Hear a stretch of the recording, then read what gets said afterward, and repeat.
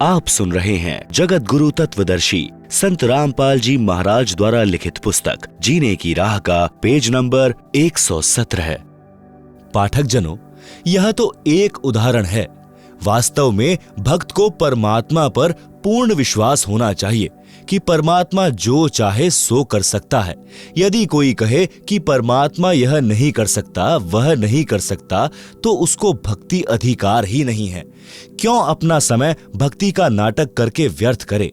परमात्मा पर पूर्ण विश्वास करके भक्ति राह पर चलेगा तो मंजिल पर पहुंचेगा। परमात्मा जो करता है अच्छा ही करता है। दीक्षा लेने के उपरांत भक्त के ऊपर भक्ति की राह में कितना ही कष्ट आए, मन में यही आए कि परमात्मा जो करता है भक्त के भले में ही करता है। आप सुन रहे हैं जगत गुरु तत्वदर्शी संत रामपाल जी महाराज द्वारा लिखित पुस्तक जीने की राह का पेज नंबर 118। एक कथा। एक राजा तथा महामंत्री गुरु के शिष्य थे। महामंत्री जी को पूर्ण विश्वास था, परंतु राजा को सत्संग सुनने का समय कम मिलता था, जिस कारण से वह परमात्मा के विधान से पूर्ण परिचित नहीं था, परंतु भक्ति श्रद्धा से करता था। महामंत्री को राजा हमेशा अपने साथ रखता था, उसकी सबसे अधिक इज्जत करता था। एक मंत्री को महामंत्री से इसी बात पर ईर्ष्या थी। वह महामंत्री को राजा की नजरों में गिराने के लिए राजा को महामंत्री के विषय में निंदा करता था। एक मंत्री चाहता था कि राजा मुझे महामंत्री बना दे। उसके लिए बार बार कहता था कि राजन, यह महामंत्री विश्वास पात्र नहीं है, यह आपको कभी भी धोखा दे सकता है। एक दिन राजा तथा महामंत्री तथा वह चापलूस मंत्री व अन्य मंत्रीगण किसी अन्य शहर में जाने की तैयारी में महल के अंदर हॉल में खड़े थे।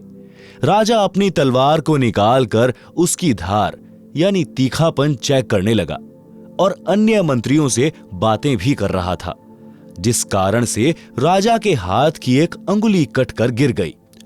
चापलूस बोला कि हे राजा, यह क्या हो गया? हमारे राजा कितने सुंदर थे, आज हमारा दुर्भाग्य का दिन है। हाय, यह क्या हो गया? प्रजा का कौन सा भार अपने ऊपर ले लिया? महामंत्री बोला, अच्छा हुआ, परमात्मा जो करता है अच्छा ही करता है। राजा दर्द से व्याकुल था तथा ऊपर से ये शब्द सुने तो महामंत्री के प्रति गुस्सा आया और सैनिकों से कहा कि इसे जेल में डाल दो। ऐसा ही किया गया। चापलूस चुगलखोर को महामंत्री नियुक्त कर लिया, अंगुली का उपचार कराया। 6 महीने में अंगुली का घाव भरकर ठीक हो गया, कोई दर्द नहीं रहा। अब राजा के दाएं हाथ में 3 अंगुली और 1 अंगूठा बचा था। राजा अपने नए महामंत्री से अति प्रसन्न था, क्योंकि उसका दांव लग गया था। वह राजा से कहता था कि हे राजन, मैंने तो आप जी को बहुत बार कहा था कि यह आपको धोखा देगा। उस दिन आपने अपने कानों सुन लिया कि वह बोला अंगुली कट गई तो अच्छा हुआ। वह तो आप जी के मरने में खुश था, कभी आपको मरवा देता। राजा उस चापलूस की प्रत्येक बात को सत्य मानने लगा था। एक दिन राजा उस नए महामंत्री के साथ जंगल में शिकार खेलने गया। दोनों जंगल में गहरे चले गए। आगे कुछ भील लोग थे। उन्होंने उन दोनों को पकड़ लिया और अपने पुरोहित के पास ले गए। उस दिन जंगली लोगों का कोई त्योहार था।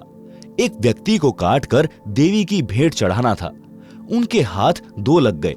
पुरोहित ने कहा कि 2 ले आए हो तो दोनों की ही बलि चढ़ा देते हैं, देवी और अधिक प्रसन्न होगी। परंतु पहले इनकी जांच करो कि कोई अंग भंग न हो, यानी काना कोतरा, हाथ या अंगुली कटी ना हो। जांच की तो पता चला कि एक व्यक्ति के हाथ की 1 अंगुली कटी है। पुरोहित ने कहा कि इसे छोड़ दो, दूसरा ठीक है तो इसकी गर्दन काट दो। उसी समय राजा को छोड़ दिया और चापलूस महामंत्री की गर्दन राजा के सामने ही काट दी और देवी को भेंट कर दी। राजा चल पड़ा और अपने महल में आया, सीधा जेल पर गया और महामंत्री को रिहा किया। राजा ने महामंत्री जी को सीने से लगाया और कहा कि जब मेरी हाथ की अंगुली कटी थी और आपने कहा था कि अच्छा हुआ, भगवान जो करता है अच्छा ही करता है, वह सही बात है। यदि उस दिन मेरी अंगुली नहीं कटी होती तो आज मेरी जान जाती। भगवान ने अच्छा किया। राजा ने फिर कहा कि मेरे लिए तो अच्छा हुआ, परंतु आपको 6 महीने जेल व्यर्थ में बिना दोष के काटनी पड़ी। आपके लिए क्या अच्छा हुआ? महामंत्री बोला कि आज मैं जेल में ना होता तो आपके साथ जाता। वहां मेरी गर्दन कटनी थी, मेरी मौत होनी थी। 6 महीने की कैद से मेरी जान बच गई। मेरे लिए यह अच्छा हुआ।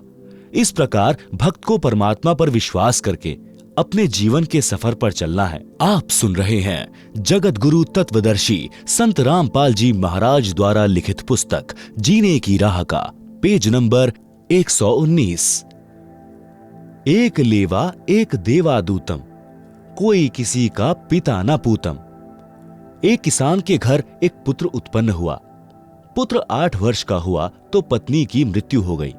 किसान के पास 16 एकड़ जमीन थी। कुछ वर्ष पश्चात किसान ने दूसरी शादी की। उस पत्नी से भी एक पुत्र उत्पन्न हुआ। कुछ वर्ष पश्चात उस पत्नी की भी मृत्यु हो गई। किसान का प्रथम पत्नी वाला पुत्र 16 वर्ष का हुआ। उसका विवाह कर दिया। किसान की भी मृत्यु हो गई। छोटा लड़का 10 से 12 वर्ष की आयु में रोगी हो गया। कुछ दिन उपचार कराया।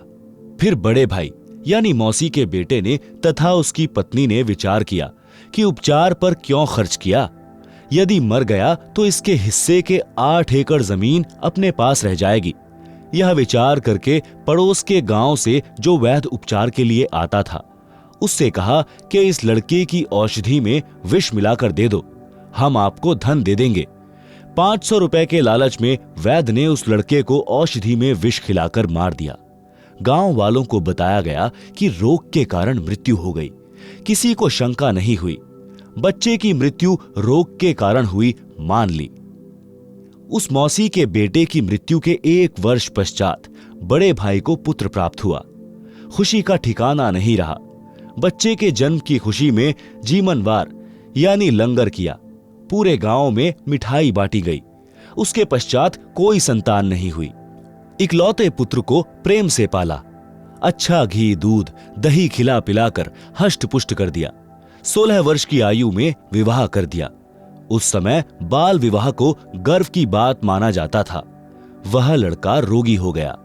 वैद्य पर वैद्य बुलाए, महंगे से महंगे औषधि खिलाई, परंतु व्यर्थ रहा। उस समय 1 महीने में 1,000 की औषधि खिलाई गई। हीरा तथा मोती भस्म भी औषधि में मिलाकर लड़के को खिलाया गया, जिस कारण से 8 एकड़ जमीन भी बेचनी पड़ी। परंतु रोग घटने की बजाय बढ़ता ही चला गया और अंतिम दिन आ गया। लड़के का पिता चिंतित अवस्था में पुत्र के पास बैठा था। उसी समय लड़का बोला, भाई साहब एक काम कर। पिता ने कहा कि बेटा मैं तेरा पिता हूं। लड़का बोला कि मैं तेरा वह भाई हूं जिसको आपने विष देकर मरवाया था। मैं ही अपना बदला लेने आपके पुत्र के रूप में जन्मा हूं। उस लड़के की माताजी भी वहीं विराजमान थी। लड़का बोला कि 8 एकड़ जमीन मेरे हिस्से की थी, वह मैंने वसूल कर ली है। अब केवल कफन तथा लकड़ियों का हिसाब शेष है, उसकी तैयारी करो। यह बात सुनकर पिता उर्फ भाई का मुख फटा का फटा रह गया। अपने किए पर दोनों यानी पति पत्नी ने पश्चाताप किया। परमात्मा का विधान अटल है। बड़े भाई ने पुत्र रूप में जन्मे छोटे भाई से प्रश्न किया कि हमने लालच में आकर जो पाप किया, हमें तो परमात्मा ने फल दे दिया। जिस उद्देश्य के लिए आपकी जान ली थी वह 8 एकड़ जमीन गई तथा अन्य संतान है नहीं। यह शेष जमीन कोई और ही लेगा। हमारा तो नाश हुआ सो हुआ, यह तो होना ही चाहिए था। परमात्मा ने न्याय किया। परंतु जो लड़की आपकी पत्नी रूप में आई है, इसने कौन सा अपराध किया है जिस कारण से यह सती प्रथा के तहत आपके साथ जिंदा जलाई जाएगी? इसके साथ भगवान ने अन्याय किया है। छोटा भाई उर्फ पुत्र बोला कि मेरी मृत्यु के 2 वर्ष पश्चात वह वैद्य मर गया था जिसने मुझे 500 रुपए के लालच में विष देकर मारा था। यह पत्नी वही वैद्य डॉक्टर वाली आत्मा है, इसको वह फल मिलेगा, जिंदा जलाई जाएगी। उस समय सती प्रथा जोरों पर थी। पति की मृत्यु के पश्चात पत्नी को जिंदा उसी चिता में जलाया जाता। आप सुन रहे हैं जगत गुरु तत्वदर्शी संत रामपाल जी महाराज द्वारा लिखित पुस्तक जीने की राह का पेज नंबर 120। प्रिय पाठकों, विचार करो, परमात्मा की दृष्टि से कुछ नहीं छुपा है। जैसा करेगा वैसा भरना पड़ेगा। प्रत्येक परिवार इसी प्रकार संस्कार के कारण एक दूसरे से जुड़ा है। कोई पूर्व जन्म का कर्ज उतारने के लिए जन्मा है, कोई पूर्व जन्म का कर्ज लेने जन्मा है। उदाहरण के लिए, पिता ने लड़के को पढ़ाया, शादी से 2 दिन पहले दुर्घटनाग्रस्त होकर मर गया। वह अपना कर्ज पिता से लेने आया था। बेटा जवान हुआ, कार्य करके निर्वाह करने लगा। पिता रोगी हो गया, लाखों रुपए लगे, व्यर्थ रहे, मर गया। यह पिता पिछले जन्म का कर्ज लेने आया था, कुछ देने आया था। लड़की का विवाह किया, 2 वर्ष पश्चात लड़की मर गई। बहुत दहेज दिया था। वह दामाद पूर्व जन्म के ऋण के बदले में लड़की भी ले गया और धन भी। वर्तमान में जो किसी के साथ धोखा करके धन हड़प लेते हैं, वह धन अगले जन्म में दामाद बनकर वसूलेगा। परमात्मा का अटल विधान है, बुद्धिमान को संकेत ही पर्याप्त है। उपरोक्त केवल कथा नहीं है, यह हकीकत है। कोई यह कहता है कि यह तो डराने के लिए कथा बनाई, किसने देखा है क्या होगा। जैसे चोर को भद्र पुरुष समझाते हैं कि भाई चोरी मत किया कर, जब पकड़ा जाएगा तो पहले तो जनता पिटाई करेगी, फिर पुलिस पीटेगी और जेल में भी कष्ट उठाना पड़ेगा। यदि कोई कहे कि यह तो चोर को डराने के लिए कहा है, किसने देखा है कि आगे क्या होता है। विचार करें कि चोर को सच्चाई से अवगत करवाकर डराया है और सच्चाई भी है। यदि चोर सच्चाई से डरकर चोरी करना त्याग देगा तो उसकी भलाई है। यदि कहेगा कि किसने देखा है, आगे क्या होता है, उसके साथ वह सब गुजरेगी जो पहले बताई गई थी। इसी प्रकार जो उपरोक्त कथा को केवल समझाने डराने के लिए ही मानेगा तो दुर्भाग्य होगा। इसको इतनी ही सत्य समझना जैसे चोर को सतर्क किया है। लेखक ने यह कथा सन 1978 में एक पशुओं के डॉक्टर से सुनी थी, जो किसान के 2 पुत्रों वाली कथा ऊपर बताई है। वह इस कथा को अपने पास बैठने वाले को अवश्य सुनाता था, परंतु अमल कतई नहीं करता था। 10 रुपए की दवाई देकर 4 डिस्टिल्ड वाटर के इंजेक्शन लगाकर 200-300 रुपए वसूलता था। फिर शाम को मिलता तो अपने कारनामे भी बताता था कि यदि कम रुपए लूंगा तो भैंस वाला यह समझेगा कि अच्छी दवाई नहीं दी। भैंस को स्वस्थ तो 10 रुपए की दवाई से ही हो जाना था। विचार करें कि ऐसे व्यक्तियों की कथनी और करनी में अंतर है, तो उनके द्वारा सुनाई इन कथाओं का अन्य पर कैसे प्रभाव होगा। संत गरीबदास जी ने कहा है कि ये बातें कहन सुनन की नहीं है, कर पाड़ने की हैं, यानी इन पर अमल करना चाहिए। परमात्मा के विधान को समझकर निर्मल जीवन यापन करो, जीवन की राह को कांटों रहित बनाएं। आप सुन रहे हैं जगत गुरु तत्वदर्शी संत रामपाल जी महाराज द्वारा लिखित पुस्तक जीने की राह का पेज नंबर 121। एक लेवा एक देवादूतम।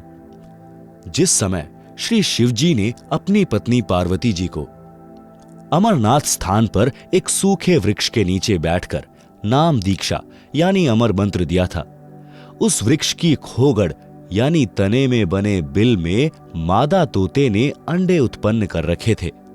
स्वस्थ अंडे तो शिवजी की हाथों से बजाई ताली से बच्चे बनकर उड़ गए। उनमें एक अंडा गंदा यानी अस्वस्थ था, उसका जीव उसके अंदर था। जब श्री शिवजी ने श्री पार्वती जी को दीक्षा मंत्र सुनाया तो वह गंदा अंडा स्वस्थ हो गया और तोते का बच्चा बन गया, पंख लग गई, उड़ने योग्य हो गया। पार्वती जी की समाधि लग गई। उसने हां हां करना बंद कर दिया, तोता हां हां करने लगा।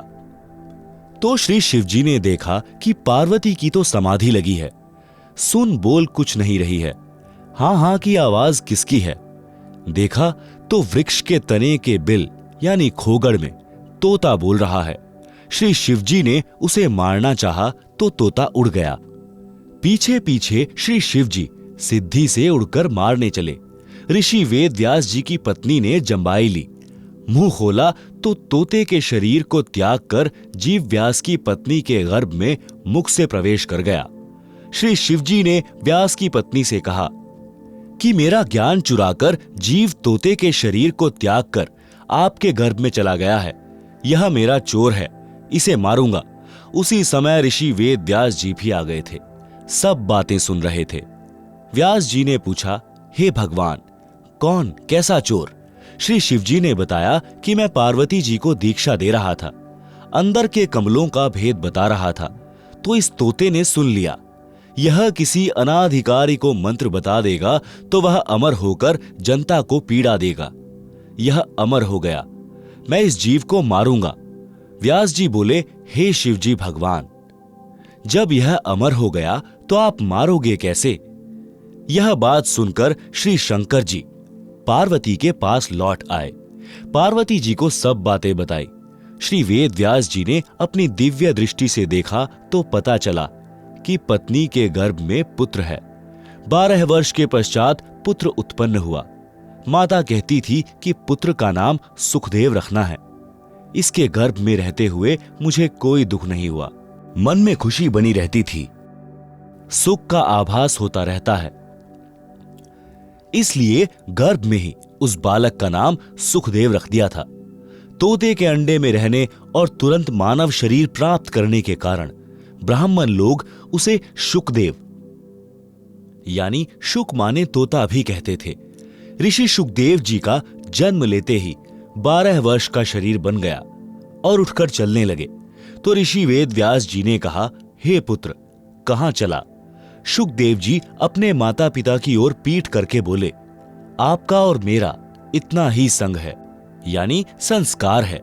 ऋषि व्यास जी ने कहा, हे पुत्र सुखदेव, हमने तेरे जन्म लेने की 12 वर्ष प्रतीक्षा की और आज आप छोड़कर जा रहे हो। एक बार मुख तो दिखा दे। सुखदेव ऋषि बोले, हे ऋषि जी, बहुत बार आप मेरे पिता बने, अनेकों बार मैं आपका पिता बना। यह तो बड़ा बखेड़ा यानी झंझट है।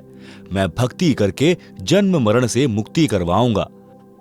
मैं आपकी ओर मुख इसलिए नहीं कर रहा हूं कि कहीं मेरा आप में मोह ना हो जाए। यह कह संत गरीबदास जी ने वाणी द्वारा बताया है कि एक लेवा एक देवा दूतम, कोई काहू का पिता न पूतम। ऋण संबंध जुड़ा एक ठाठा, अंत समय सब 12 बाटा।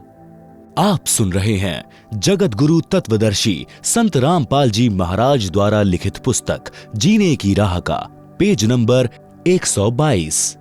भावार्थ, शुकदेव जी ने कहा कि जो परिवार के सदस्य बेटा, पिता आदि आदि नातों में हैं, वे सब पूर्व जन्मों का ऋण लेने या देने के लिए जुड़े हैं। वास्तव में कोई किसी का पिता पुत्र नहीं है। मृत्यु के उपरांत सब अपने अपने संस्कारवश भिन्न स्थानों पर जाकर अन्य शरीर धारण कर लेते हैं। इसलिए कोई किसी का पिता पुत्र नहीं है।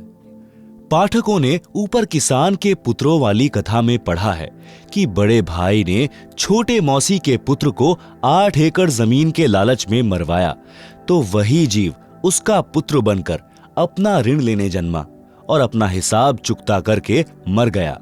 इसलिए कहा है कि एक लेवा यानी ऋण लेने वाला, एक देवा यानी ऋण चुकाने वाला, दूतम कोई काहू का पिता नहीं पूतम। ऋण संबंध जुड़ा एक ठाठा यानी परिवार रूप में ठाठ से रहते दिखाई देते हैं। अचानक मृत्यु हो जाती है। अंत समय में 12 बाटा यानी मृत्यु के पश्चात कोई नहीं, और जन्म लेगा यानी 12 यानी 12 बाट यानी रास्तों पर चले जाएंगे। इतनी वार्ता पिता से करके शुकदेव आकाश में उड़कर अन्य स्थान पर चला गया। प्रिय पाठकों, इसलिए भक्ति करो और जीव का कल्याण करवाओ। केवल परिवार से चिपक कर अपना जीवन नष्ट न करो। परमात्मा की भक्ति से ऋण भी सरलता से उतर जाएगा। आप सुन रहे हैं जगत गुरु तत्वदर्शी संत रामपाल जी महाराज द्वारा लिखित पुस्तक जीने की राह का पेज नंबर 123। कथनी और करनी में अंतर घातक है। एक व्यक्ति प्रसिद्ध कथावाचक था तथा प्रतिदिन रामायण का पाठ भी करता था। एक दिन किसी कार्यवश पाठी जी को शहर जाना पड़ा। उसके साथ उसका साथी भी था। गांव से 3 किलोमीटर दूर रेल का स्टेशन था। सुबह 5 बजे गाड़ी पर चढ़ना था, इसलिए स्नान करके स्टेशन पर पहुंच गए। विचार किया कि पाठ गाड़ी में कर लूंगा। गाड़ी में चढ़ गए। जिस डिब्बे में वे दोनों चढ़े वह भरा था। कोई सीट खाली नहीं थी। कुछ व्यक्ति खड़े थे। गाड़ी चल पड़ी।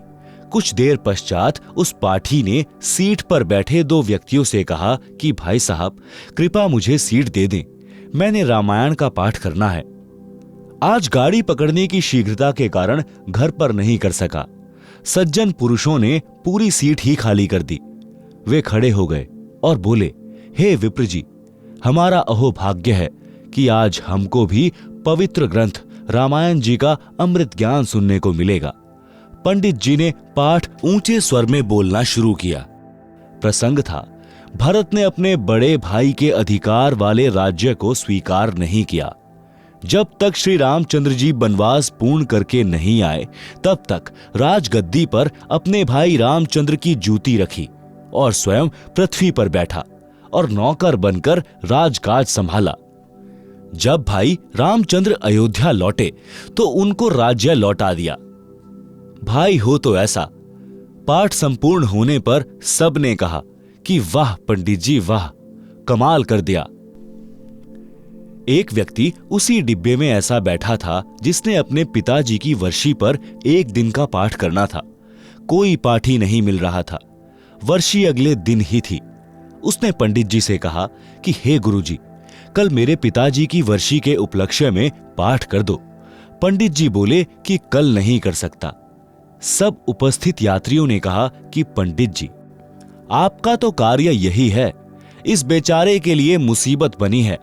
परंतु पाठी साफ मना कर रहा था। सबने पूछा कि ऐसा क्या आवश्यक कार्य है जो आप कल पाठ को मना कर रहे हो। पंडित जी बात को टाले, बस वैसे ही। उसका साथी बोला कि मैं सच्चाई बताऊं, यह कल क्यों पाठ नहीं कर सकता। इसने अपने भाई पर 50 गज की कुर्ड़ी के गड्ढे पर मुकदमा कर रखा है। मैं इसका गवाह हूं, कल की तारीख है। उपस्थित व्यक्ति बोले कि हे पंडित जी, कथा तो कैसी मार्मिक सुनाई और आप अमल कतई नहीं करते। ऐसे व्यक्ति के द्वारा की गई कथा का श्रोताओं पर क्या प्रभाव पड़ेगा। कबीर जी ने कहा है कि करनी तज कथनी कथें, अज्ञानी दिन रात। कुक्कर यानी कुत्ते, कुक्कर ज्यों भौंकत फिरें, सुनी सुनाई बात। गरीबदास जी ने भी कहा है, बीजक की बातां कहें, बीजक नाही हाथ, पृथ्वी डोबन उतरे, ये कह मीठी बात। आप सुन रहे हैं जगत गुरु तत्वदर्शी संत रामपाल जी महाराज द्वारा लिखित पुस्तक जीने की राह का पेज नंबर 124। शब्दार्थ। जो व्यक्ति कहते हैं ज्ञान की बातें, औरों को शिक्षा देते हैं कि किसी का बुरा मत करो, परंतु स्वयं गलती करते हैं, वे आध्यात्मिक गुरु उस कुत्ते के समान है जो व्यर्थ में भौंकता रहता है। उसी प्रकार ये धर्म गुरु एक दूसरे से कथा सुनकर शिष्यों को सुनाते हैं, स्वयं अमल नहीं करते। वाणी नंबर 2। वे अज्ञानी धर्म गुरु तत्व ज्ञान कहकर कोरे अज्ञान का प्रचार करते हैं, क्योंकि उनको तत्व ज्ञान का पता नहीं है। वे झूठे व्यक्ति पृथ्वी पर मानव के अनमोल जीवन का नाश करने के लिए जन्मे होते हैं। सत्संग से मिली भक्ति की राह। संत नित्यानंद जी का बचपन का नाम नंदलाल था। वे ब्राह्मण कुल में जन्मे थे। संत गरीबदास जी गांव छुड़ानी, जिला झज्जर के कुछ समय समकालीन थे। संत गरीबदास जी का जीवन सन 1717 से सन 1778 तक रहा था। उस समय ब्राह्मणों का विशेष सम्मान किया जाता था, सर्वोच्च जाति मानी जाती थी, जिस कारण से गर्व का होना स्वाभाविक था। नंदलाल जी के माता पिता का देहांत हो गया था। उस समय वे 7-8 वर्ष के थे। आप जी के नाना जी नारनौल के नवाब के कार्यालय में उच्च पद पर विराजमान थे। आप जी का पालन पोषण नाना नानी जी ने किया। शिक्षा के उपरांत नाना जी ने अपने दोहते नंदलाल को नारनौल में तहसीलदार लगवा दिया। एक तो जाति ब्राह्मण, दूसरे उस समय तहसीलदार का पद, जिस कारण से अहंकार का होना सामान्य बात है। तहसीलदार जी का विवाह भी नाना नानी ने कर दिया था। तहसीलदार जी के महल से थोड़ी दूरी पर एक वैष्णव संत श्री गुमानी दास जी अपने किसी भक्त के घर सत्संग कर रहे थे। वे श्री विष्णु जी के भक्त थे। सर्व संत जन अपने सत्संग में परमात्मा कबीर जी की अमृतवाणी का सहयोग अवश्य लेते थे। सत्संग में बताया गया कि मानव जीवन किस लिए प्राप्त होता है, परंतु सत्संग न सुनने के कारण सांसारिक उठा पटक में अपना अनमोल मानव जीवन नष्ट कर जाता है। अज्ञान के कारण जीव धन, पद तथा जाति का अभिमान करता है।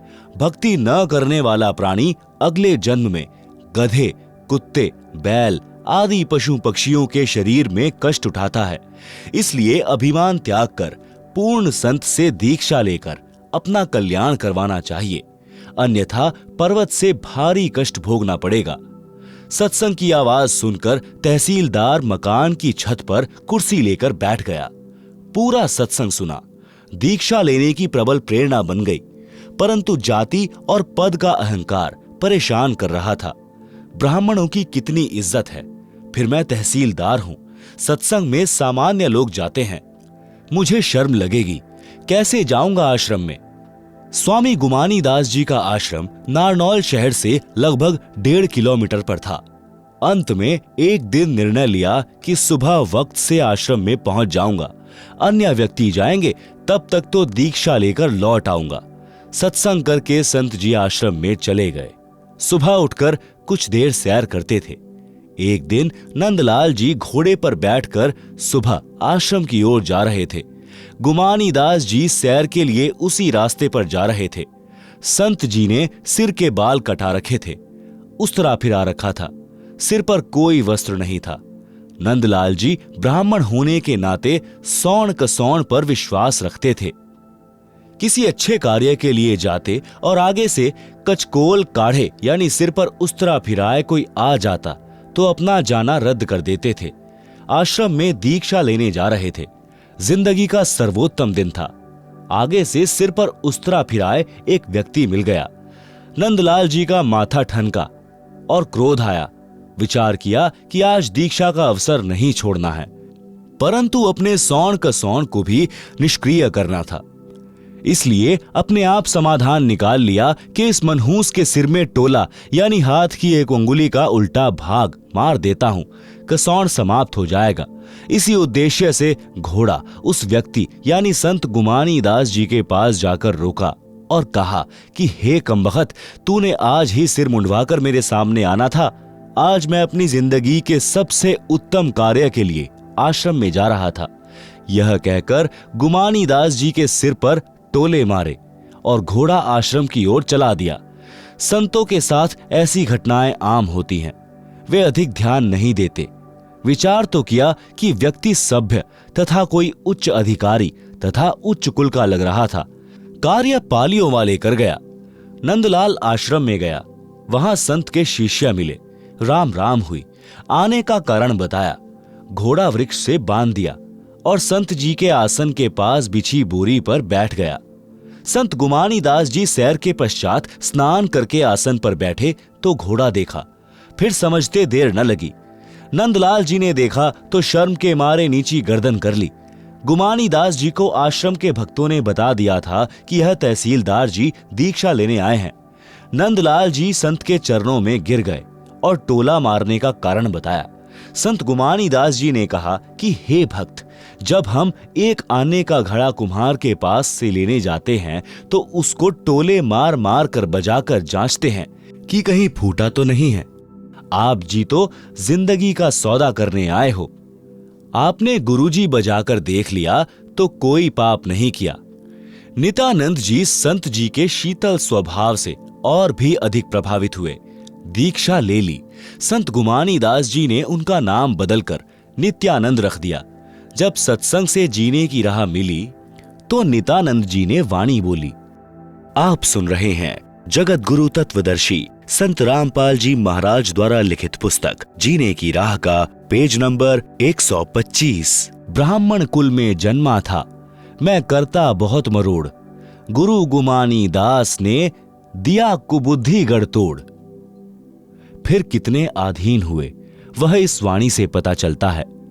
सिर सौंपा गुरुदेव को, सफल हुआ यह शीश, नित्यानंद इस शीश पर आप बसे जगदीश। भावार्थ, जब तक सत्संग के विचार सुनने को नहीं मिलते तो भूलवश मानव अहंकार में सड़ता रहता है। जब ज्ञान होता है कि आज राजा है, मृत्यु उपरांत गधा कुत्ता बनेगा, तो इस अहंकार का क्या बनेगा। इसलिए भक्त अपने उस अड़ंगे को ज्ञान से साफ करके भक्ति पथ पर चलते हैं और सफलता प्राप्त करते हैं। श्रीलंका के राजा रावण ने भक्ति बहुत की, परंतु अहंकार नहीं गया, जिस कारण से विनाश को प्राप्त हुआ। रावण भी ब्राह्मण था, नित्यानंद जी भी ब्राह्मण थे, सत्संग सुनकर निर्मल हो गए। रावण को सत्संग सुनने को नहीं मिला, जिस कारण से जीवन व्यर्थ गया और अमिट कलंक भी लग गया। नित्यानंद जी ने कहा कि मेरा जन्म ब्राह्मण कुल में होने के कारण, जाति अभिमान के कारण पूर्ण मरोड़ यानी अहंकार करता था। जब गुरुजी गुमानी दास जी के सत्संग वचन सुने तो जाति का अहंकार रूपी कुबुद्धि का गढ़ समाप्त हो गया, जीवन सफल हुआ। वाणी नंबर 2 का भावार्थ।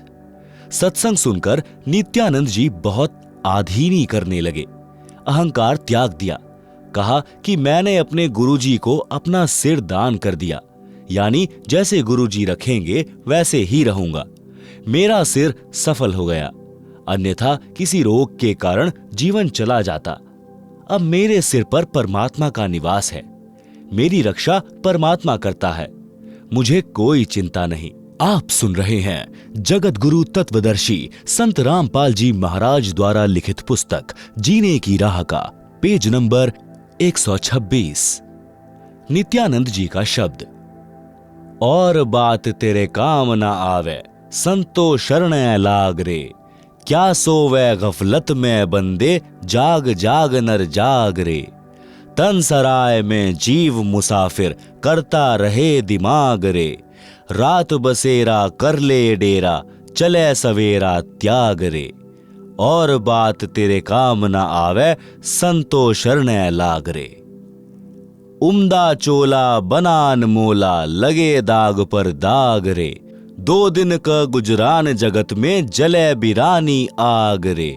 और बात तेरे काम न आवे, संतो शरण लाग रे। कुबुद्ध कांचली चढ़ रही चित पर, तू हुआ मनुष्य से नाग रे।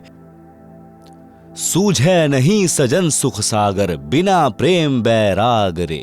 और बात तेरे काम न आवे, संतो शरण लाग रे। हर सुमरे सो हंस कहावे, कामी क्रोधी काग रे। भवरा न भर में विष के बन में, चल बेगमपुर बाग रे। और बात तेरे काम न आवे, संतो शरण लाग रे। शब्द सैन सत गुरु की पहचानी, पाया अटल सुहाग रे। नितानंद महबूब गुमानी, प्रकटे पूर्ण भाग रे। और बात तेरे काम न आवे, संतो शरण लाग रे। वास्तव में यह ऊपर लिखा शब्द कबीर साहिब जी का है, फिर भी हमने ज्ञान प्राप्त करना है। शब्दार्थ। हे मानव यानी स्त्री पुरुष, परमात्मा की चर्चा व भक्ति के अतिरिक्त अन्य कोई बात यानी चर्चा तेरे काम की नहीं है। आपको तत्व ज्ञान नहीं है, इसलिए मोह ममता व अज्ञानता की नींद में सो रहा है, यानी परमात्मा को भूला है। जाग जाग यानी संभल जा और संतों से सत्संग सुनकर आत्म कल्याण करवा। यह मानव शरीर में जीव ऐसे हैं जैसे यात्री किसी होटल में कमरा किराए पर लेकर रात्रि व्यतीत करता है और सुबह त्याग कर अपने कार्य पर चला जाता है। इसी प्रकार इस शरीर रूपी होटल में जीव यात्री के समान है। जब मृत्यु का समय आएगा तब सवेरा हो जाएगा, यानी शरीर रूपी सराय यानी होटल को त्यागने का समय हो गया है। आप शरीर त्याग कर भक्ति न करके खाली हाथ जाओगे। आप सुन रहे हैं जगत गुरु तत्वदर्शी संत रामपाल जी महाराज द्वारा लिखित पुस्तक जीने की राह का पेज नंबर 127। मानव शरीर रूपी वस्त्र अनमोल है। तत्व ज्ञान के अभाव से भक्ति न करके, पाप पर पाप करके इस पर दाग लगा रहा है। इस संसार में जीवन अधिक नहीं है। अपने परिवार के पोषण में तथा धन संग्रह करने में जो परेशानी उठा रहा है, पाप करके धन जोड़ रहा है, मृत्यु के पश्चात परिवार तथा संपत्ति धन बेगानी हो जाएगी। इसे जोड़ने में किए पाप तुझे नरक में जलाएंगे। पाप करके दूसरे की बिरानी यानी आग में न जलकर मर। सत्संग सुने बिना पाप पुण्य तथा शिष्टाचार का ज्ञान नहीं होता। मानव शरारती बुद्धि का हो जाता है। मानवता को भूलकर अपनी शक्ति के द्वारा निर्बल को सताकर सर्प वाला कार्य कर रहा है, जो तेरे नाश का कारण बनता है। हे सज्जन पुरुष, यह ज्ञान है जो बिना प्रेम व सच्ची लगन से सत्संग सुने बिना नहीं होता। जो व्यक्ति भक्ति करता है तो उसे भक्त कहते हैं, यानी हंस पक्षी जैसा अहिंसावादी कहा जाता है। अर्थात भक्त किसी को कष्ट नहीं देता। हंस पक्षी भी सरोवर की मछली व कीड़े नहीं खाता, केवल मोती खाता है। काग पक्षी स्वार्थवश जीवित पशु पक्षी का मांस नोच नोच कर खाता है, कष्ट देता है। इसी प्रकार सत्संग न सुनने वाला व्यक्ति अध्यात्म ज्ञान के अभाव से स्वार्थवश अन्य से धन लूटता है, चोरी करता है या अन्य कष्ट देता है, जो पाप है। हे जीव रूपी भंवरा, विषय विकारों, काम, क्रोध, मोह, लोभ रूपी विष के वन न भटक। यह काल लोक तो कष्ट का घर है। उस बिना कष्ट वाले सतलोक में चल, वह सुखदायक बाग है। नित्यानंद जी ने कहा है कि मैंने अपने गुरु जी का सत्संग सुना और उनका संकेत समझ गया जो ऊपर बताया है। अपना जीवन धन्य कर लिया। मुझे मेरे प्यारे महबूब गुरु गुमानी दास जी मिले। यह मेरा कोई पूर्व जन्म का सौभाग्य था। शब्द तन मन शीश ईश अपने पे, पहलम चोट चढ़ावे। जब कोई राम भक्त गति पावे। हो जी, जब कोई राम भक्त गति पावे।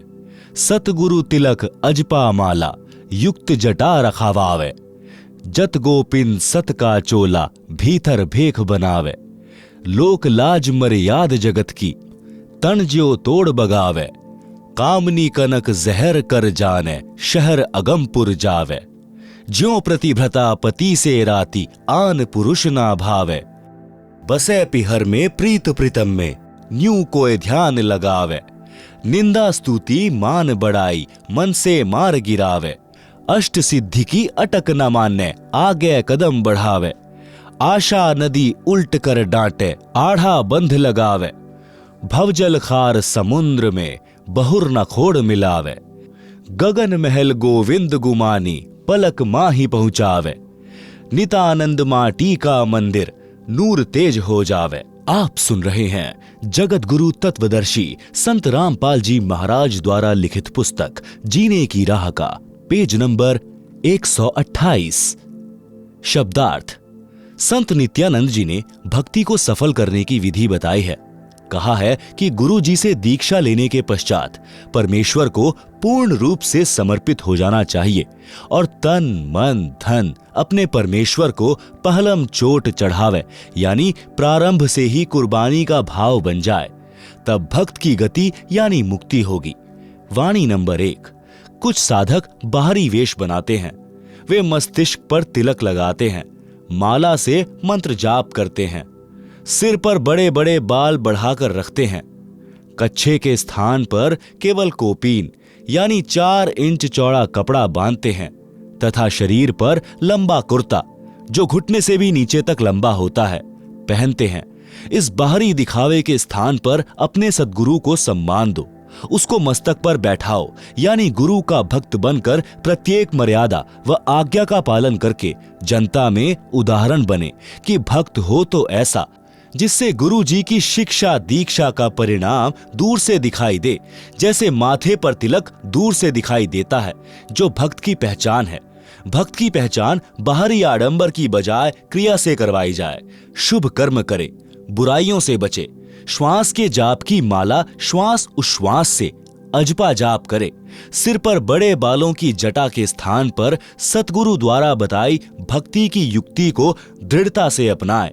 गुप्तांग पर केवल कोपीन से संयम नहीं रहता, संयम रहता है जति भाव अपनाने से। वह अपनाए। युवा स्त्री को देखकर मन में दोष न आने दें, सत्य वचन बोलें। यह भक्त का असली चोला यानी भक्त दिखाई देने वाला वस्त्र है। सत्य ज्ञान से पता चलता है कि यह सत्य भक्ति कर रहा है या अपना जीवन गलत साधना में नष्ट कर रहा है। संसार के व्यक्तियों के व्यंगों व लाज यानी शर्म के कारण भक्ति में बाधा न आने दें। उस लोक लाज यानी यह शर्म की लोग क्या कहेंगे। मैं सत्संग में जाता हूं, दंडवत करता हूं, परंपरागत भक्ति त्याग दी है। इस लोक लाज को तिनके की तरह तोड़कर फेंक दें, यानी उसको बाधा न बनने दें। कनक यानी स्वर्ण तथा कामिनी यानी सुंदर युवती को देखकर अपनी नियत में दोष न आने दें, उसे विष के तुल्य जाने, तब साधक अमर लोक में जा सकेगा। अपने इष्ट देव के प्रति पतिव्रता स्त्री की तरह समर्पित रहें, जैसे पतिव्रता स्त्री अपने पति के अतिरिक्त अन्य किसी पुरुष को पति रूप में इच्छा नहीं करती, चाहे कितना ही सुंदर व धनवान हो। अपने परमात्मा की भक्ति को कभी न भूलें। लोग दिखावा न करके हृदय से मन मन में श्वास उश्वास से परमात्मा के नाम का स्मरण करता रहे। भक्त से तात्पर्य है कि स्त्री या पुरुष कोई भी हो। जैसे पतिव्रता स्त्री अपने मायके घर चली जाती है तो वह परिवार को पता नहीं लगने देती कि वह अपने पति को याद करती है। इस प्रकार साधक अपना ध्यान प्रभु चिंतन में लगाएं। आप सुन रहे हैं जगत गुरु तत्वदर्शी संत रामपाल जी महाराज द्वारा लिखित पुस्तक जीने की राह का पेज नंबर 129। पूर्ण सद्गुरु से सत्य भक्ति प्राप्त करने के पश्चात कोई भक्त की निंदा करता है तो बुरा न माने, यदि कोई प्रशंसा करता है तो उससे प्रभावित न हो। सत्य भक्ति शास्त्रानुसार विधि विधान से करते हैं तो साधक को कुछ सिद्धियां प्राप्त हो जाती हैं जो मोक्ष में सहायक नहीं होती। वे संख्या में 8 हैं। उनके द्वारा साधक किसी को हानि किसी को लाभ देकर अपनी भक्ति नष्ट करता है। वह चमत्कार दिखाकर प्रसिद्ध तो हो जाता है परंतु उसका भविष्य नरक बन जाता है, पशु पक्षियों की योनियों को प्राप्त करता है। इसलिए मोक्ष प्राप्ति की इच्छा करते हुए साधक इन अष्ट सिद्धियों वाली फोकट प्रभुता में न अटके। इनको त्याग कर मोक्ष प्राप्ति के उद्देश्य से इनसे आगे की आशा करें, आगे को बढ़ें। इस पृथ्वी लोक के धन वैभव राज संपत्ति की अनेकों इच्छाओं रूपी नदी को रोकें। आढ़ा बंद लगाना यानी दृढ़ निश्चय रूपी मजबूत बंद लगाएं। संसार रूपी खारे यानी दुखों से भरे समुद्र में फिर जन्म न लें। जिस इष्ट की भक्ति गुरु बताता है वह गुरु अपने अनुयायियों को उस इष्ट के धाम में जो आकाश में है पहुंचाने में पूरा सहयोग करता है। नित्यानंद जी के गुरु जी श्री गुमानी दास जी श्री विष्णु जी के भक्त थे। नित्यानंद जी ने उसी की प्राप्ति की महिमा बताई है तथा कहा है कि अपनी साधना की शक्ति को सुरक्षित रखने से सूक्ष्म शरीर जो स्थूल शरीर के अंदर है वह भक्ति की शक्ति से तेजोमय हो जाता है। यदि भक्ति नहीं करता तो वह शरीर मिट्टी के तुल्य था। इस शब्द से यह प्रमाणित हुआ है कि जैसे खिलाड़ी जिला स्तर पर खेलते हैं तो खेल के नियम वही होते हैं जो अंतर्राष्ट्रीय स्तर पर खेलने वाले खेल के होते हैं। नित्यानंद जी तो राज्य स्तर पर खेल खेला करते थे, उसको सफल किया। हम परमात्मा कबीर जी को इष्ट मानकर भक्ति करते हैं, नियम वही हैं। हम अंतर्राष्ट्रीय स्तर के खिलाड़ी हैं। संत नित्यानंद जी ने अपने जीवन के अंतिम दिन जटैला तालाब पर भक्ति करके व्यतीत किए। जटैला तालाब भिवानी जिले की तहसील दादरी में कई गांवों की सीमा पर बना है। गांव माजरा, भिगोवा, बास आदि आदि की सीमा पर है।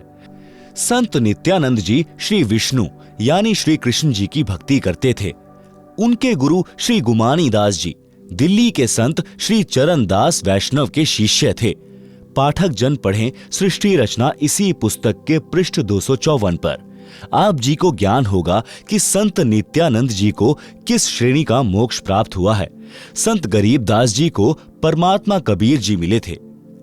उन्होंने संत गरीबदास जी को बताया कि संत भक्त किसी भी स्तर की भक्ति कर रहा है वह आदरणीय है, परंतु जब तक परम सतगुरु यानी पूर्ण गुरु नहीं मिलेगा जो 2 अक्षर का सच्चा नाम दीक्षा में देता है, तब तक न तो उस गुरु की मुक्ति है और न शिष्य की। गरीब साध साध सब नेक हैं, आप आपनी ठौर, जो निज धाम पहुंचा वहीं सो साधु कोई और।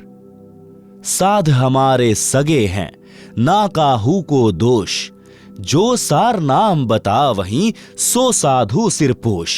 आप सुन रहे हैं जगत गुरु तत्वदर्शी संत रामपाल जी महाराज द्वारा लिखित पुस्तक जीने की राह का पेज नंबर 130। शब्दार्थ।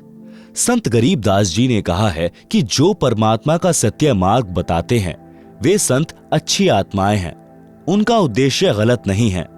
जो जहां तक का ज्ञान रखता है वह उस स्थान पर ठीक है। यानी जैसे कोई विष्णु की साधना बताता है, कोई शिव की तथा कोई ब्रह्म की साधना वेदों अनुसार करता तथा करवाता है, वह उस स्थिति तक तो ठीक है, परंतु उस साधना से निज धाम यानी सनातन परम धाम यानी सतलोक प्राप्त नहीं हो सकता। जो संत सतलोक प्राप्ति का मार्गदर्शन करते हैं वे संत उपरोक्त संतों से भिन्न हैं। जो संत परमात्मा के लिए प्रयत्नशील हैं वे सब संत हमारे सगे यानी रिश्तेदार हैं, हमारे खास साथी हैं। इनको हम दोष नहीं देते क्योंकि इनको पूर्ण मोक्ष मंत्र सार नाम का ज्ञान नहीं है। इन संतों का शिष्य बनने से जीव का पूर्ण मोक्ष नहीं होता, जन्म मरण बना रहता है। जो संत सार नाम की दीक्षा देते हैं वे हमारे सिर के ताज हैं। वे सिर माथे पर रखने योग्य हैं, अर्थात विशेष आदरणीय हैं। श्री विष्णु जी का स्वयं जन्म मरण रहता है तो उपासक को वह मोक्ष नहीं मिल सकता, जो गीता अध्याय 15 श्लोक 4 में कहा है कि तत्वदर्शी संत से तत्व ज्ञान प्राप्ति के पश्चात परमेश्वर के उस परम पद की खोज करनी चाहिए जहां जाने के पश्चात साधक फिर लौटकर संसार में कभी नहीं आता। केवल उस परमेश्वर की भक्ति करो जिसने संसार रूपी वृक्ष की रचना की है, संसार का विस्तार जिनसे हुआ है। हिंदू समाज के गुरुजन कहते हैं कि गीता का ज्ञान श्री कृष्ण जी ने अर्जुन को सुनाया। श्री कृष्ण जी श्री विष्णु जी का अवतार यानी स्वयं विष्णु जी माने जाते हैं। श्रीमद् भगवत गीता के अध्याय 4 श्लोक 5 में गीता बोलने वाले ने कहा कि हे अर्जुन, तेरे और मेरे बहुत जन्म हो चुके हैं, तू नहीं जानता, मैं जानता हूं। इससे स्पष्ट हुआ कि श्री विष्णु जी नाशवान हैं, जन्म मृत्यु होता रहता है। श्री देवी पुराण के 3 स्कंद में स्वयं विष्णु जी ने कहा कि मैं यानी विष्णु, ब्रह्मा तथा शंकर जन्मते मरते हैं, हमारा तो आविर्भाव यानी जन्म तथा तिरोभाव यानी मृत्यु हुआ करता है। इससे भी स्पष्ट है कि श्री विष्णु जी अविनाशी नहीं है। गीता अध्याय 2 श्लोक 17, गीता अध्याय 15 श्लोक 17 में भी अविनाशी परमात्मा तो गीता ज्ञान दाता से भी अन्य कहा है। फिर गीता अध्याय 18 श्लोक 62 में गीता ज्ञान दाता ने कहा कि हे भारत, सर्वभाव से तू उस परमेश्वर की शरण में जा, उस परमेश्वर की कृपा से ही तू परम शांति को तथा सनातन परम धाम को प्राप्त होगा। इन प्रमाणों से सहज में पता चलता है कि श्री नित्यानंद जी को गीता में वर्णित पूर्ण मोक्ष प्राप्त नहीं हुआ। कबीर जी ने कहा है कि जो जाकी शरणा बसे ताको ताकी इलाज, जल सौ ही मछली चढ़े बह जाते गजराज। आप सुन रहे हैं जगत गुरु तत्वदर्शी संत रामपाल जी महाराज द्वारा लिखित पुस्तक जीने की राह का पेज नंबर 131। भावार्थ।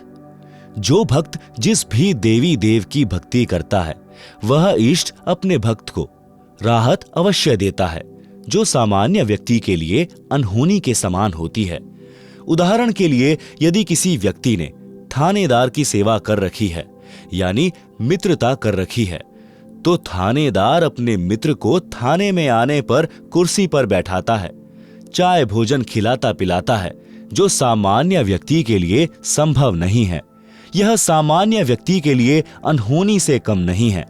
यदि किसी ने पुलिस अधीक्षक यानी एसपी से पहचान बना रखी है तो उसको और अधिक लाभ होता है। इसी प्रकार हम ऊपर चलें तो प्रांत में यदि मुख्यमंत्री जी से पहचान है तो उसको जो लाभ होगा वह नीचे वालों की तुलना में अनहोनी होगी। इसी प्रकार यदि देश के प्रधानमंत्री जी से मेल हो जाए तो लाभ का वार पार नहीं। लेखक यह कहना चाहता है कि यदि कोई देवी देवताओं की भक्ति करता है तो लाभ तो उनको भी मिलता है, परंतु जो लाभ पूर्ण परमात्मा की भक्ति से सर्व लाभ होता है, यदि प्रधानमंत्री का व्यक्ति है तो उसके साथ देश के सर्व मुख्यमंत्री, मंत्री तथा अन्य अधिकारी कर्मचारी हो जाते हैं। सब उसका सहयोग करते हैं, विरोध का स्थान नहीं रहता। इसी प्रकार पूर्ण परमात्मा की भक्ति करने वाले भक्त के साथ विश्व के सब देवी देवता हो जाते हैं। वे उसकी हर संभव सहायता करते हैं, बाधा नहीं करते। यदि कोई भूत पित्तर, प्रेत, भैरव, बेताल पूर्ण परमात्मा के भक्त को हानि करने की सोचता भी है तो देवी देवता ही उनको दूर कर देते हैं और बताते हैं कि तुम्हें पता है यह किसकी शरण में है। फिर वे शैतान शक्तियां भय मानकर कोई हानि करने की हिम्मत नहीं करते। यदि गलती से किसी भूत प्रेत ने कुछ छेड़छाड़ परमेश्वर के भक्त से कर दी तो उसे परमेश्वर के गण पकड़ कर ले जाते हैं और पिटाई करके सलाखों के अंदर बंद कर देते हैं। परमात्मा कबीर जी ने कहा है कि एक है साधे सब सधे, सब साधे सब जाए, माली सींचे मूल को, फूले फले अदाय। शब्दार्थ: आम या अन्य वृक्ष के पौधे की जड़ को जमीन में गड्ढा बनाकर रोपते हैं, जड़ की सिंचाई करते हैं। एक जड़ को साधने यानी पूजा करने से पौधे के सर्व अंग विकसित होते हैं। पौधा अच्छी तरह फलता फूलता है। पौधा पेड़ बनकर छाया, लकड़ी तथा फल देता है। यदि उस पौधे की शाखाओं को जमीन में गड्ढे में रोपकर सब शाखाओं की सिंचाई करेंगे और मूल की सिंचाई नहीं करेंगे तो सब कुछ नष्ट हो जाएगा। माली यानी पौधा रोपण का जानकार, जिसे माली कहते हैं, वह मूल की ओर से पौधे को जमीन में लगाता है, मूल की सिंचाई करता है, लाभ लेता है। इसी प्रकार तत्वदर्शी संत संसार रूपी पौधे की मूल यानी परम अक्षर ब्रह्म को इष्ट मानकर पूजा करता तथा करवाता है। वह उस एक की पूजा करके सर्वदेवों को साध लेता है। सर्वदेवता उसी सत्पुरुष की आज्ञा में चलते हैं, साधक का कार्य सिद्ध करते हैं। यदि सब देवों की पूजा करेंगे तो सत्पुरुष रुष्ट हो जाएगा। उसकी आज्ञा के बिना देवता कुछ नहीं कर पाते। यानी साधक की साधना शास्त्र के विरुद्ध होने के कारण कुछ लाभ नहीं मिलता। इसलिए पूर्ण परमात्मा की भक्ति करें। वर्तमान में मेरे यानी रामपाल दास के अतिरिक्त विश्व में किसी को सत्य ज्ञान नहीं है। आप आएं और दीक्षा लेकर अपना तथा परिवार का कल्याण करवाएं। आप सुन रहे हैं जगत गुरु तत्वदर्शी संत रामपाल जी महाराज द्वारा लिखित पुस्तक जीने की राह का पेज नंबर 132। मनीराम कथावाचक पंडित की करनी। मनीराम नाम का कथावाचक पंडित प्रसिद्ध था। हरियाणा के एक गांव में रामायण की कथा का आयोजन किया। रामायण की कथा अधिक से अधिक 11 दिन में संपूर्ण हो जाती है। मनीराम पंडित जी ने 30 दिन में संपूर्ण की। विचार किया था कि अधिक दिन कथा चलेगी तो प्रतिदिन दान आएगा, इस प्रकार अधिक दक्षिणा प्राप्त होगी। 30 दिन की कथा में मनीराम पंडित जी को 30 रुपए ही प्राप्त हुए। गांव के कुछ व्यक्तियों ने जिस दिन मनीराम ने कथा का समापन करना था, उसी दिन उसी समय दिल्ली से नाचने गाने वाली प्रसिद्ध नृत्यिका चंपाकली का नाच गाना करा दिया। सारा गांव नाच गाना देखने सुनने उमड़ पड़ा। 2 घंटे में चंपाकली को 500 रुपए मिले। मनीराम जी को 30 दिन में कुल 30 रुपए प्राप्त हुए। पंडित जी के दुख का कोई वार पार नहीं रहा। रास्ते में गांव छुड़ानी था। मनीराम जी को पता था कि यहाँ गरीब दास जी परम संत रहते हैं, उनसे मिलकर आगे चलूंगा। संत गरीब दास जी के पास गांव तथा आसपास के गांवों यानी गवांड के 10-12 भक्त बैठे थे। उसी समय पंडित मनीराम जी पहुंच गए। संत गरीब दास जी से राम राम किया। संत गरीब दास जी ने भी राम राम कहा तथा उचित आसन देकर बैठाया। कुशल मंगल पूछा तो मनीराम बोले, हे महाराज, कलयुग का पहरा यानी समय आ गया है। धर्म का नाश हो लिया है, जान गेड़ा आ लिया है, अर्थात जनता का धर्म के प्रति भाव समाप्त हो चुका है। धरती आसमान फट जाए तो भी आश्चर्य की बात नहीं है। उपस्थित भक्तों ने पूछा कि हे पंडित जी, ऐसी क्या बात हो गई? मनीराम जी बोले कि क्या बताऊं, संत गरीब दास जी तो सब जानते हैं। भक्तों ने पूछा कि हे महाराज जी, ऐसी क्या बात हो गई जिससे पंडित जी को ठेस लगी है? संत गरीब दास जी ने कहा कि फूटी आंख विवेक की, अंधा है जगदीश, चंपाकली को 500, मनीराम को 30। भावार्थ, जिस जगदीश नाम के व्यक्ति ने जानबूझकर शरारत करके मनीराम जी की कथा के भोग लगने वाले दिन नाचने गाने वाली चंपाकली का प्रोग्राम कराया था, वह ज्ञान नेत्रहीन अंधा है। गांव के व्यक्तियों का भी विवेक यानी सोच विचार की आंखें फूटी हैं, यानी उन्होंने भी विचार नहीं किया कि धर्म कथा चल रही है, उसका विरोध ऐसे अभद्र तरीके से नहीं करना चाहिए था। हे भक्तों, मनीराम जी ने 11 दिन में संपूर्ण होने वाली कथा को अधिक दक्षिणा प्राप्त करने लालचवश 30 दिन तक खींचा। गांव के कुछ शरारती व्यक्ति भी मनीराम जी के उद्देश्य से परिचित थे, जिस कारण से उन्होंने पंडित जी को सबक सिखाने के लिए नृत्यका को बुलाकर महापाप किया है। यह सच्चाई संत गरीब दास जी के मुख से सुनकर मनीराम जी के आश्चर्य का ठिकाना नहीं था। वह सोच रहा था कि आज 11:30 बजे सुबह भोग लगाकर मैं सीधा यहीं पहुंचा हूं। संत गरीब दास जी को कैसे पता चला? ये तो परमात्मा हैं, सब जानते हैं। मनीराम आसन से उठा और संत गरीब दास जी के चरणों में गिर गया और बोला, प्रभु, आपने सच कहा है कि मैंने भी लालचवश कथा को लंबा खींचा था। आप तो जानी जान हो। हे प्रभु, धर्म कर्म तथा जीने की सच्ची राह दिखाएं।